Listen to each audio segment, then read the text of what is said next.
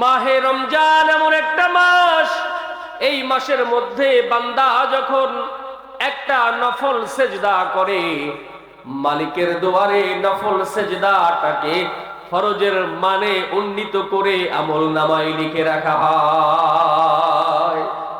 রমজান এমন একটা মাস, যেই মাসের মধ্যে একটা ফরজ সেজদা করলে মালিক তার গোলামের আমল নামায় 70টা সেজদা করার সব লিখে রাখে। বলেন সুবহানাল্লাহ।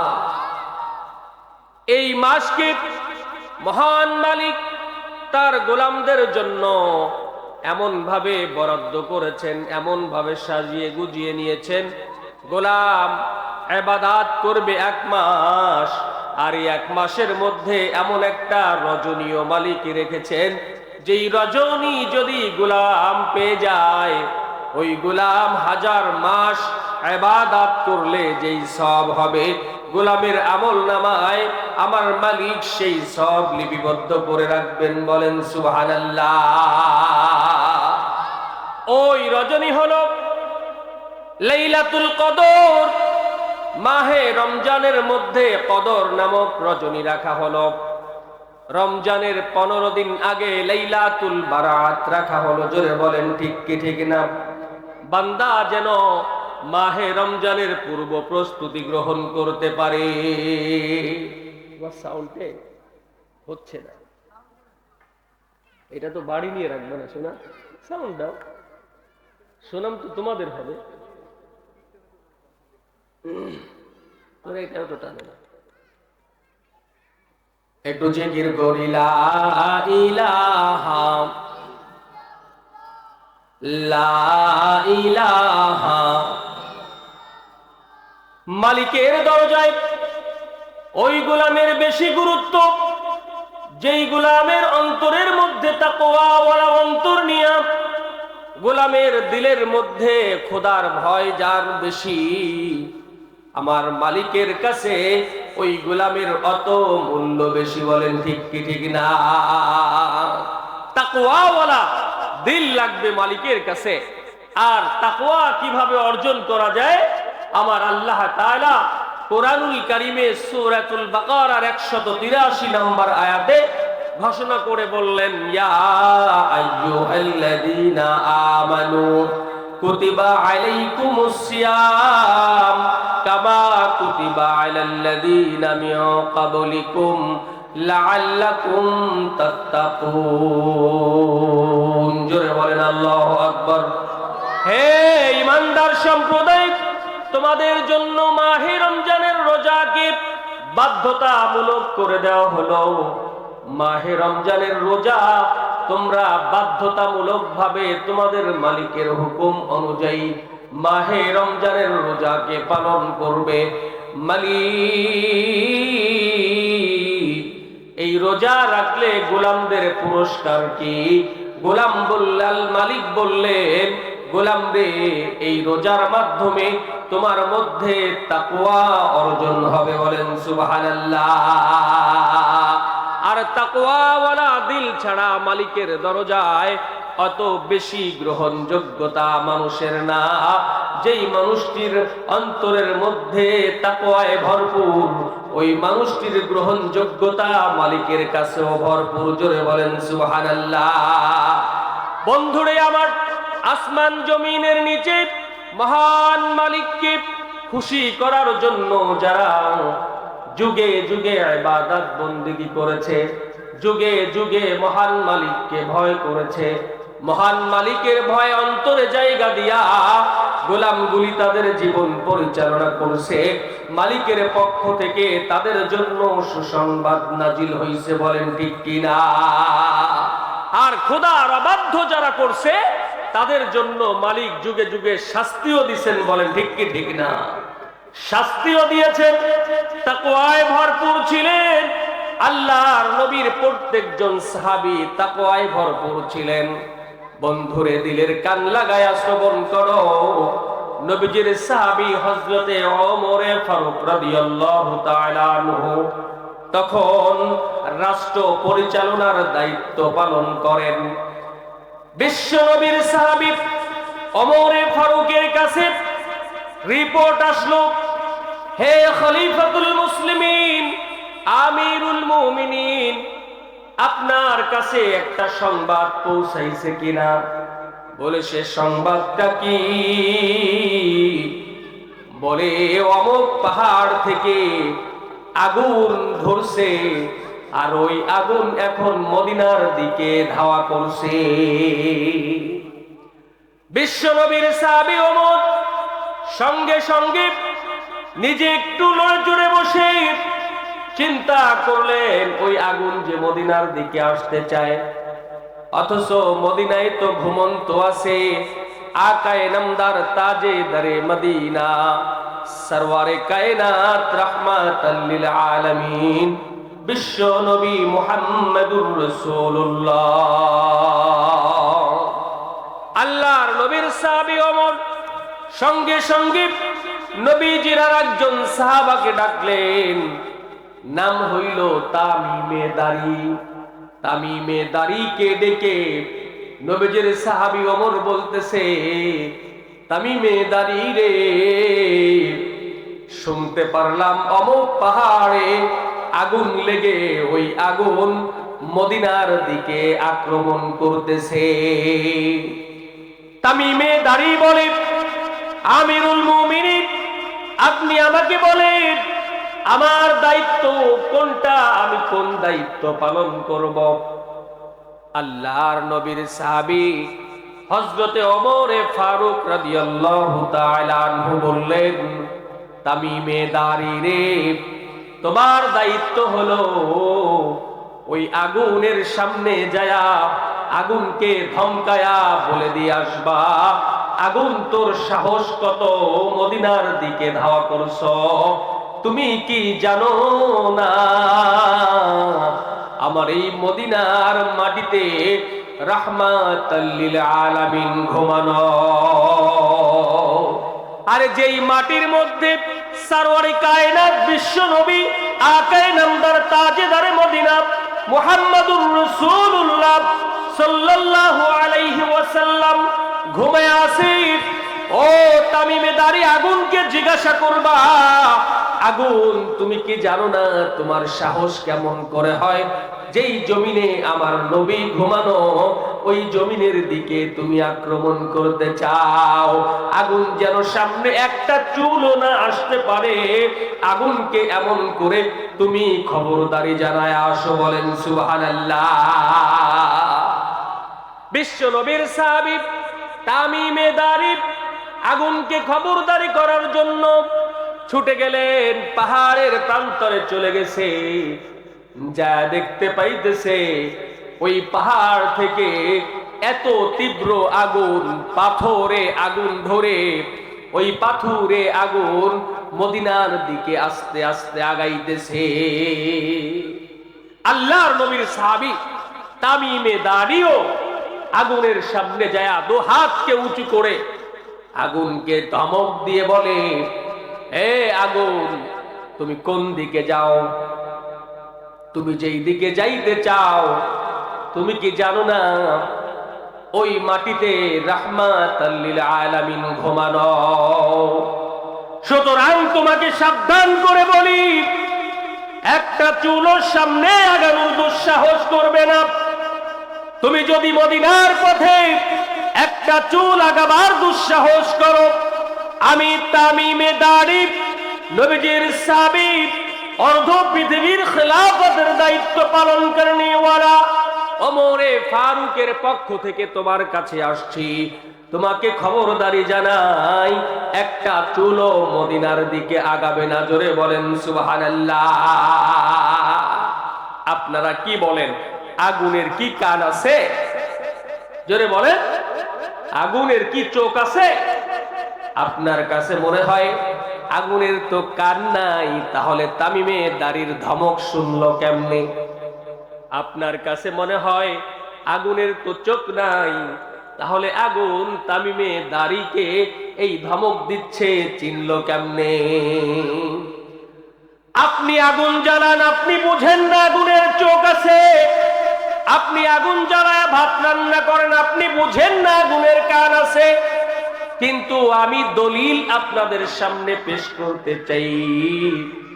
আল্লাহর নবী ইব্রাহিম খলিল আলাইহিস সালাতু ওয়াস সালামকে যখন নমরুদ আগুন জ্বালায়া আগুনের মধ্যে ফালাবার ষড়যন্ত্র করেছিল, মহান মালিকের পক্ষ থেকে আগুনকে ডাইকা বলা হলো, কুল ইয়া নার বারদাউ ওয়া সালামান আলা ইব্রাহিম। জোরে বলেন আল্লাহু আকবার। আমার মালিক ডেকে বললেন, হে আগুন, হে আগুন বলে যখন ডাকলেন, আগুনের কান্না থাকলে এটা শুনলো কেমনে? আগুনকে ডেকে বললেন, ইব্রাহিমের জন্য আরাম এবং শান্তির বাগান হয়ে যাও। ইব্রাহিম নবী যে আগুনের মধ্যে পড়ছে, আগুনের যদি চোখ না থাকতো, আগুন ইব্রাহিম নবী পড়ছে না XYZ অন্য কেউ পড়ছে চিনল কেমনে? বলেন ঠিক কিনা? কাদেরে কুদরত দারি हर चेखाही आकुनी मुर्दारा जिंदा कुनी है जिंदारा मुर्दा कुनी कादेरे कुदरत दारी हर चेखाही आकुनी मुर्दारा जिंदा कुनी है जिंदारा मुर्दा कुनी। जोरे बोलेन আল্লাহু আকবার।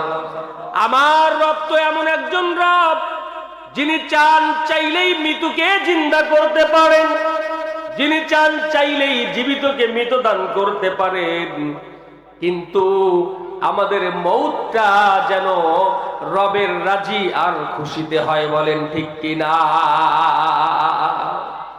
রবের রাজিতে আর খুশিতে যদি মৌত না হয়, তাহলে কবরের জগৎ থেকেই নয়, শুধু জানটা যখন কবজ হবে তখন থেকেই কষ্টের আর সীমা নাই। বলেন ঠিক কি ঠিক না? তামিমে দারি যখনই আগুনকে ধমক দিল, আগুনকে ধমক দেওয়ার সাথে সাথে আগুন দাঁড়িয়ে গেছে। বলেন সুবহানাল্লাহ। আগুন দাঁড়িয়ে গেছে, আগুন আর মদিনার দিকে আগানোর সাহস করে না। আমি আমার যুবক বন্ধুদের জিজ্ঞাসা করতে চাই, বাবাজিদের জানতে চাই, তামিমে দারি কি অস্ত্র শস্ত্র নিয়ে গেছিল? কোন অস্ত্র ছিল? কোন শস্ত্র ছিল? কোন লজ্ঞবল ছিল? কিচ্ছুই ছিল না। তবে তামিমে দারির হৃদয়ের মধ্যে একটা জিনিস ছিল, সেটা হলো হৃদয়টা মহান রবের ভয়ে তাকওয়ায় ভরপুর ছিল। বলেন ঠিক কি ঠিক না? মহান আল্লাহর ভয়ে তামিমে দারির হৃদয়টা ভরপুর ছিল। তাই মাল্লাহুল মাওলা ফালাহুল কুল, যে আমার মাওলার হয়ে যায়, গোটা কুল কায়নাত আল্লাহ তাআলা তার গোলামে পরিণত করে দেয়। জোরে বলেন ঠিক কি ঠিক না? আগুনকে মহান রব ডাকলেন, হে আগুন, ইব্রাহিমের জন্য শান্তির বাগান হও। আগুন ডাক শুনছে, আগুন চোখে দেখছে নবী ইব্রাহিম আগুনের মধ্যে পড়ছে, আর সুন্দর শিশু বাচ্চা দোলনায় যেমন খেলা করে অমন করে আরাম এবং আয়েশে সময় কাটাইতেছে। নমরুদ চায়া চায়া দেখে, জিজ্ঞাসা করে, আগুন, তোর কি পোড়ানোর ক্ষমতা শেষ হয়ে গেল? আগুন, তুই কি পোড়াইতে পারিস না?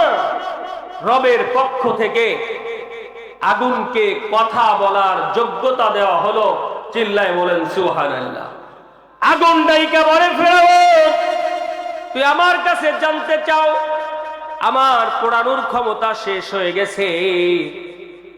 যদি তোমার বিশ্বাস এইটাই হয়, তাহলে শুধু আল্লাহর খলিল ইব্রাহিমকে বাদে তোমার 14 গোষ্ঠীর যেইটা যেইখানে আছে আইনা আমার একটু সংস্পর্শে লাগায়া দাও।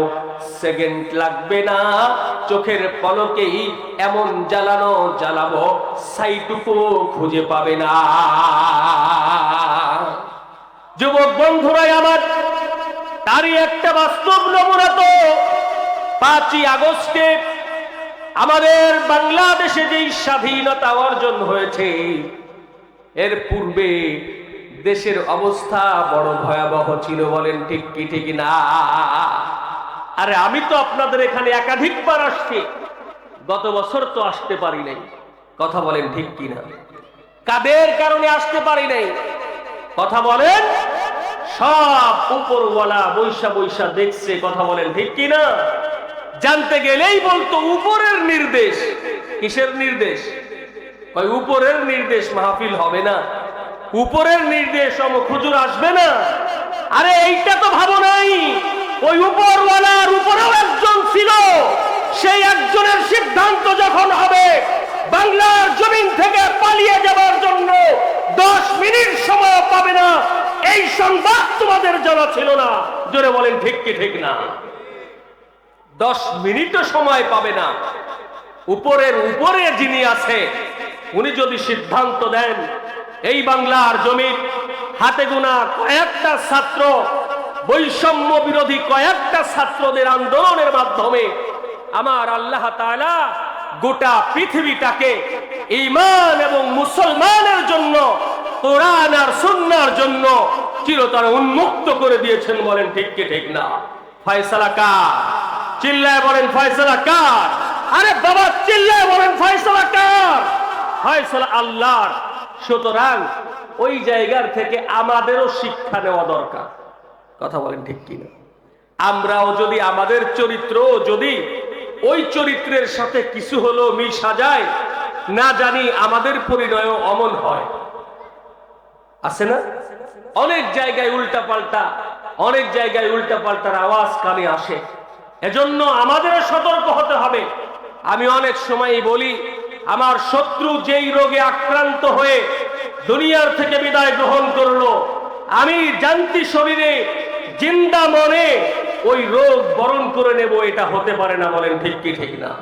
কোরআন সুন্নাহর আওয়াজ, কোরআন সুন্নাহর বাতি এ জমিনে আগেও ছিল, এখনো আছে, ভবিষ্যতে টিকায় রাখার জিম্মা দুনিয়ার কোন কুলাঙ্গারের নয়, টিকায় রাখার জিম্মা নিয়েছেন স্বয়ং আরশের মালিক। জোরে বলেন ঠিক কি ঠিক না? এ বাতি কেউ নিভাইতে আসছে আর তার দাড়িতে আগুন লাগে নাই, ইতিহাস এমন নাই। আগার একসর মুয়ে বরতর ফরম ফুরুগে তাজাল্লি বসুজত ফরম। খোদার বাতি যদি তুমি ফুক দিয়ে নিভাইতে যাও, তুমি খোদার দুশ্মনে পরিণত হবে। আর খোদার দুশ্মনের দাড়িতে লমে আগুন লাগায়া পোড়ানোর জন্য খোদাই যথেষ্ট। বলেন ঠিক কিনা? আমি বলতেছিলাম, মাহে রমজান আমাদের মাঝে তাকওয়ার ডাক নিয়ে আসছে। মাহে রমজান আমাদের মাঝে রহমাতের ডাক নিয়ে আসছে। মাহে রমজান আমাদের মাঝে মাগফিরাতের ডাক নিয়ে আসছে। মাহে রমজান আমাদের মাঝে নাজাতের ডাক নিয়ে আসছে। আল্লাহ তাআলা চাইলে এই মাসকে যদি আমরা সম্মান আর শ্রদ্ধার নজরে দেখতে পারি, মাহে রমজানকে যদি শ্রদ্ধা ভরে 30টি রোজাকে আমরা পালন করতে পারি, লালন করতে পারি, আল্লাহ তাআলা ঘোষণা করছেন এই মাহে রমজানের ওসিলায় জান্নাতের মধ্যে যাওয়ার জন্য রাইয়ান নামক একটা দরজা থাকবে, যে রাইয়ান দরজা দিয়ে পৃথিবীর আর কোনো মানুষ ঢুকবে না। একটা ইবাদতকারী ওই রাইয়ান দরজা দিয়ে যাবে, যে নাকি দুনিয়ার জমিনে মাহে রমজানকে শ্রদ্ধা কইরা মাহে রমজানের রোজাগুলি রাখছে। জোরে বলেন সুবহানাল্লাহ। রাইয়ান দরজা ডাকতে থাকবে, রাইয়ান দরজা ডাকতে থাকবে, আসো গোলাম আসো, আমি তোমাকে কলিজার মধ্যে নিয়া তোমার জন্য উন্মুক্ত হয়ে বসে আছি, তোমাকে আমি আল্লাহর জান্নাতে পৌঁছায় দেব। বলেন সুবহানাল্লাহ। আল্লাহর জান্নাতে তোমাকে পৌঁছায় দিব। অনেক মানুষের ভিড় হবে, কিন্তু রাইয়ান দরজা দিয়ে একটা ইবাদতের কারণে ওই বান্দা যাইতে পারবে, যে নাকি রমজানের রোজাগুলি সহিভাবে শুদ্ধভাবে পালন করছে। রমজানের রোজা পালনকারীর জন্য আসমানের মালিক ঘোষণা করলেন, এই বন্দেগীর জন্য যেই পুরস্কার দেওয়া হবে, দুইটা রওয়ায়াত আসছে। একটা হলো আল্লাহ নিজে বলছেন, রোজাদারের পুরস্কার আমি নিজে রব হয়ে যাব, বলেন সুবহানাল্লাহ। আর কোন ইবাদতের পুরস্কার আল্লাহ নিজে স্বয়ং হবেন এমন ঘোষণা নাই। অন্য রাতে আসছে আল্লাহ বলছেন, আমি নিজে হাতে আমার গোলামদেরকে পুরস্কৃত করব, বলেন না সুবহানাল্লাহ। তো আল্লাহ তাআলা জান্নাতের মধ্যে মানুষগুলি বিচরণ করতে থাকবে, বিচরণ করতে থাকবে, ঘোরাফেরা করতে থাকবে। অন্তরের মধ্যে তারপরও কিসের যেন একটা ঘাটতি অনুভব হবে, অনুভূত হবে। আল্লাহ জানতে চাইবেন, এত বড় জান্নাত দিয়েছি, এত আয়োজনের মধ্যে তোমাকে সাজিয়ে গুজিয়ে রেখেছি, বাট কিসের এত অভাব, আনমনা তোমাকে লাগে? গোলামরা বলবে, মালিক কি যেন একটা হারাইছি, কি যেন একটা ঘাটতি আমার অন্তরে অনুভব হয়। জোরে বলেন সুবহানাল্লাহ। মালিকের পক্ষ থেকে জানিয়ে দেওয়া হবে, মা তাশতাহি আনফুসুকুম ওয়া লাকুম ফিহা মা তাদউন। জোরে বলেন সুবহানাল্লাহ। এমন এক জান্নাত তোমাদের জন্য বরাদ্দ করলাম, যেই জান্নাতের মধ্যে তুমি অনাদি অনন্তকাল থাকবে। শুধু তাই নয়, তোমার দিল চায় ঠোঁট লড়ে না, তোমার দিল চায় তোমার মুখ লড়ে না, এমন চাওয়াও যদি তোমার দিলের মধ্যে জাগ্রত হয়, আল্লাহ বলেন ওই চাওয়াটাকে পূরণ কইরা আমি আল্লাহ তোমার সামনে হাজির লাগায় দেব, বলেন সুবহানাল্লাহ। আরে উদাহরণ তো এমন করে আসছে, জান্নাতি জান্নাতের মধ্যে আরাম কইরা ঘুমাইতেছে, আরাম লাগায়া ঘুমাইতেছে, আঙ্গুর টস টস টস টস করতেছে গাছের উপরে, থলি ধরে আঙ্গুর দেখা যায়। জান্নাতি তার অন্তরের মধ্যে জাগে, ওই আঙ্গুর খাবো বটে কিন্তু উঠতে ইচ্ছা করে না। না জানি রে, আঙ্গুরটা যদি কাছে আসতো তাহলে তো আমার জন্য ভালো হতো। আল্লাহ বললেন, মা তাশতাহি আনফুসুকুম, তোমার দিল চাইছে, তোমার ঠোঁট বলে নাই, তোমার হৃদয় বলছে, তোমার জবান বলে নাই। আমি আল্লাহ তোমার হৃদয়ের সকল চাওয়াকে পূরণ করার জন্য আঙ্গুরের থলিটা তোমার মুখের কাছে, গালের কাছে এমন ভাবে হাজির হবে, তুমি হা করতে দেরি আছে, জান্নাতি ফল তোমার মুখে প্রবেশ করতে দেরি নাই, বলেন সুবহানাল্লাহ। এই জান্নাতের ডাক নিয়ে আসছে মাহে রমজান, এই জান্নাতের ডাক নিয়ে আসছে মাহে রমজান। এই মাহে রমজান থেকে নিজের গুনাহগুলি মাফ করায় নিতে হবে, মাহে রমজান থেকে জান্নাত অর্জন করে নিতে হবে, মাহে রমজান থেকে আল্লাহ তাআলার কাছ থেকে নাজাত চেয়ে নিতে হবে, মাহে রমজান থেকে আল্লাহর রহমত চেয়ে নিতে হবে। জোরে বলেন ঠিক কি ঠিক না? রমজান মাস আসলে অনেক দোকানে কালো পর্দা পড়ে যায়, কালো পর্দার ভিতরে বুঝি আল্লাহ দেখে না। দেখে নাকি? কথা বলে, আল্লাহ ওই এক কালো পর্দার কাছে গেলে আল্লাহর নজর ওই জায়গায় ঠিকা যায় এমন না রে যুবক। পায়ে হাত রেখে বলে যায়, মাহে রমজানকে শ্রদ্ধা ভরে তুমি যদি মাহে রমজানের রোজাগুলি সুন্দর করে রাখতে পারো। বন্ধুরে, একটা যুবকের সংবাদ, নবীজির যুগের একটা যুবকের সংবাদ তোমাদেরকে শোনাই। নবীজির যুগে এক যুবক মাহে রমজানের রোজা রেখেছে অসুস্থ অবস্থায়। অসুস্থ বাড়তেছে, অসুস্থ বাড়তেছে, অসুস্থ বাড়তেছে।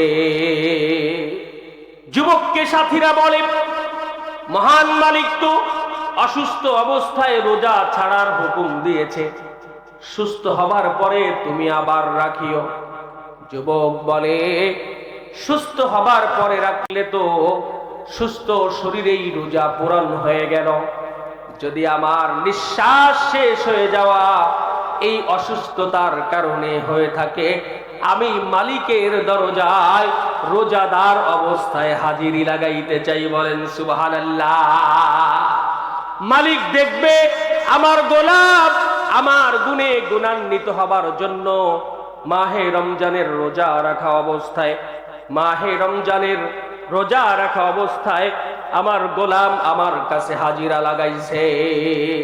সুতরাং আমি রোজা ছাড়তে রাজি না, আমি আমার মালিককে খুশি করতে রাজি। আর রোজা রাখা অবস্থায় যদি আবার হায়াতটা ফুরায়া যায়, এটাই আমার মালিকের কাছে চাওয়া। জোরে বলেন সুবহানাল্লাহ।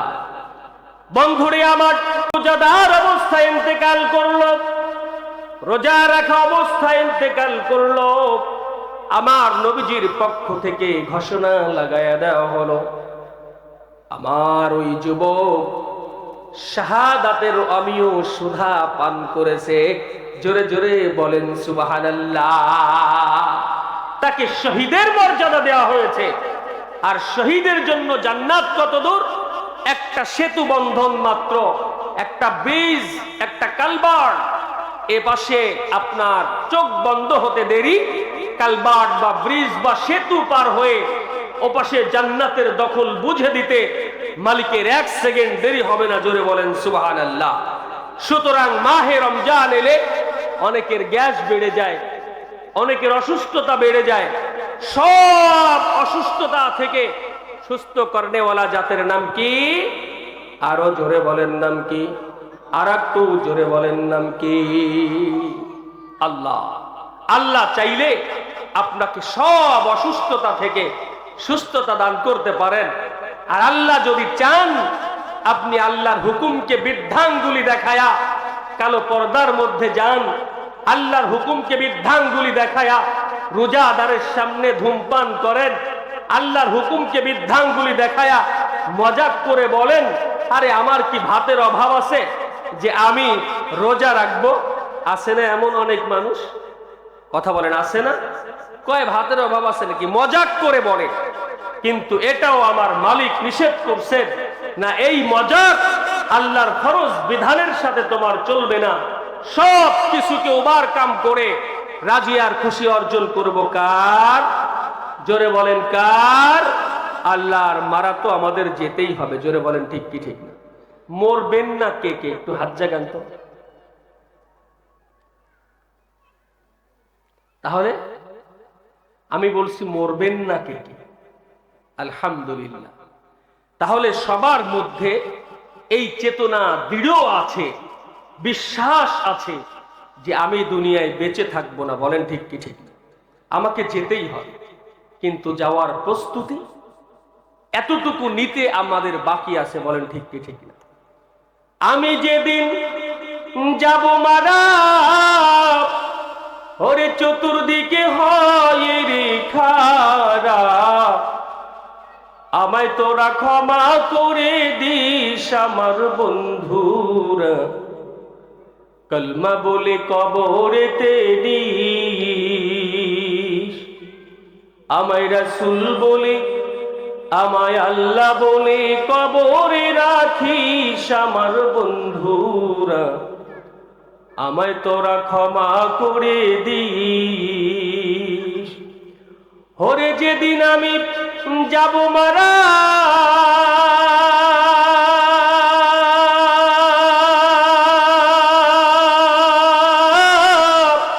ওরে চতুর্দিকে হয় রে খারা, আমায় তোরা ক্ষমা করে দিস আমার বন্ধুরা, কলমা বলে কবরেতে নিস।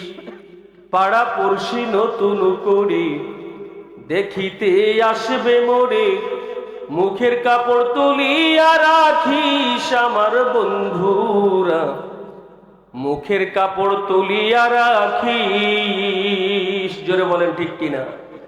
ওরে পাড়া পড়শি নতুন করে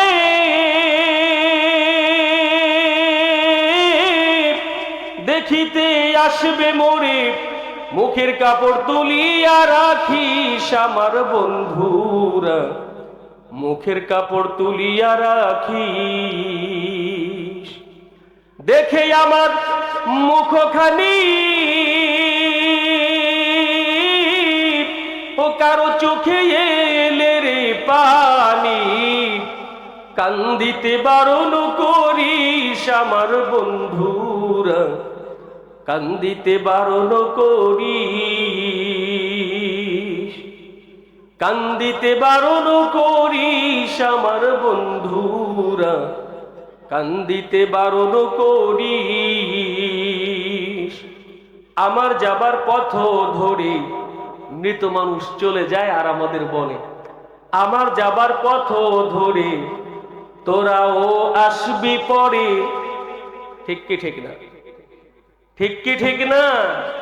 এজন্য প্রত্যেকটা জানাজাকে সবক বলা হয়েছে, ক্লাস বলা হয়েছে। আপনি কানে শুনেন, আমি কানে শুনি আর না শুনি।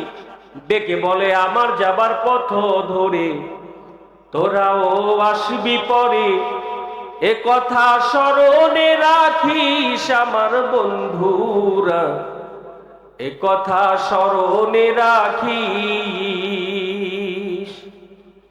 মৃত মানুষ বলে, আমাকে আজকে যেই পথে তোকে তোর ঘর থেকে নামানো হলো, তোমাকেও এমন করে ঘর থেকে নামানো হবে। আমাকে ঘর থেকে নামায়া যেই খাটলায় গোসল করানো হলো, তোমাকে এই খাটিয়ায় গোসল করানো হবে। এই গোসলের খাটলা থেকে আমাকে যেই খাটলায় কাঁধে করে সেই জঙ্গলে কবর পর্যন্ত নিয়ে যাওয়া হলো, ঠিক এ পথ দিয়েই তোমাকেও আসতে হবে।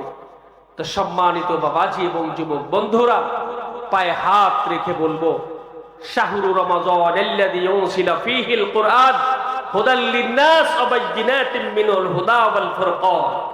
মালিক বলেছেন, এই মাহে রমজান দামি হয়েছে কোরআনুল কারীমের কারণে, লৌহে মাহফুজ দামি হয়েছে কোরআনুল কারীমের কারণে। এমন কি একটা রেহাল, ছোট্ট কাঠের রেহালটা পড়ে গেলে বুকে লাগায়, ঠোঁটে লাগায়, জোরে বলেন ঠিক কি ঠিক না? কোরআনের স্পর্শ লাগার কারণে তারও নিচে যাই ছোট্ট একটা কোরআনুল কারীমের গায়ে পুরাতন একটা কাপড় দিয়ে জুসদান বানাইছেন। হাজার হাজার টাকার শাড়িকে চুমু খাই না, কিন্তু জুসদানটা মাটিতে পড়ে গেলে পাগল হয়ে যায়, বুকে লাগায়, কলিজায় লাগায়, ঠোঁটে লাগায়। জানতে চাওয়া হয় কি হয়েছে রে? কয় কিছু তো হয় নাই, হইছে এইটা, দাম বাড়ছে হইল কোরআনের সাথে এর স্পর্শ লাগছে। জোরে বলেন ঠিক কি ঠিক না? তাই সাবধানতা অবলম্বন করে কোরআনের সাথে স্পর্শ লাগার কারণে যদি লৌহে মাহফুজ দামি হতে পারে, কোরআনের সাথে স্পর্শ লাগার কারণে যদি মাহে রমজান দামি হতে পারে, কোরআনের সাথে স্পর্শ লাগার কারণে যদি রেহাল দামি হতে পারে, কোরআনের সাথে স্পর্শ লাগার কারণে যদি পুরাতন কাপড়ের জুস্তান দামি হতে পারে, উলামা ইকরাম জাতির শ্রেষ্ঠ সন্তান, যাদের সিনার মধ্যে ঐশী বাণী মহাগ্রন্থ আল কোরআনকে লালন করে আজকে আপনাদের রাহবারি করতেছে, তাদের সঙ্গেও যদি লাল চক্ষু উঁচু করে বৃদ্ধাঙ্গুল দেখানোর চেষ্টা করো, বিগত 5 তারিখের মতো অদূর ভবিষ্যতে কারো আঙ্গুল যদি অমন করে তোলার দুঃসাহস করো, তাদেরকেও বাংলার জমিন থেকে পালাতে দেরি হবে না, দেরি হবে না, দেরি হবে না। জোরে বলেন ঠিক কি ঠিক না?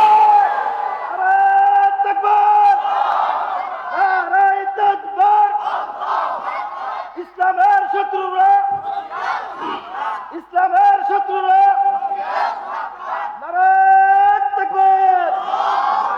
স্বৈরাচারের থেকে সবক নিতে হবে। নিজেকে বেপরোয়া করার কোনো সুযোগ নাই। কোন ক্ষমতার বলে বাংলার জমিন থেকে স্বৈরাচারকে পালাইতে আপনারা পারেন নাই। কারো দিলের মধ্যে এমন আশা ছিল না যে আল্লাহ তাআলা এর থেকে মুক্তি জাতিকে কি করে দিবে। আমাকারু ওয়া মাকারাল্লাহ ওয়াল্লাহু খায়রুল মাকিরিন। সমস্ত পরিকল্পনাকারী আমার আল্লাহ হাতে গোনা কয়েকটা আবাবিল নামক বৈষম্য বিরোধী ছাত্র আন্দোলনের মাধ্যমে গোটা বাংলাদেশের পরিস্থিতিটাকে অল্প টাইমের মধ্যে এমন করে দিলেন যে একচ্ছত্র ক্ষমতার অধিকার নিয়ে দীর্ঘ 16-17 বছর যারা নেতৃত্ব দিয়েছে, সেই নেতৃত্বকে পিছে ফেলে রাতের আধারে বাংলার 1 ইঞ্চি মাটি ব্যবহার করে যাবে, সেই দুঃসাহস করে নাই। উড়ন্ত পাখি আসছে, ডানার উপরে বসছে, দাদা বাবুর কোলে নিয়ে ফেলছে। বলেন ঠিক কি ঠিক না? শিক্ষা নিতে হবে, বেপরোয়া হওয়ার কোনো সুযোগ নাই। শিক্ষা নিতে হবে, জাতি আমাদের শিক্ষা নিতে হবে। আল্লাহ তাআলা আমাদের সকলকে শিক্ষা গ্রহণ করে বাকি জীবন কোরআন এবং সুন্নাহ ওয়ালাদের সাথে মিশে এই দেশ যেন কোরআন সুন্নাহর উপরে ভর করে পরিচালিত হয়। এই দেশে যেন ইসলাম প্রতিষ্ঠার স্বপ্ন যা ওলামা ইকরাম সহ গোটা বাংলার মুমিন মুসলমানেরা লালন করে, আল্লাহ যেন সে স্বপ্ন পূরণ করে। বলছি আমিন।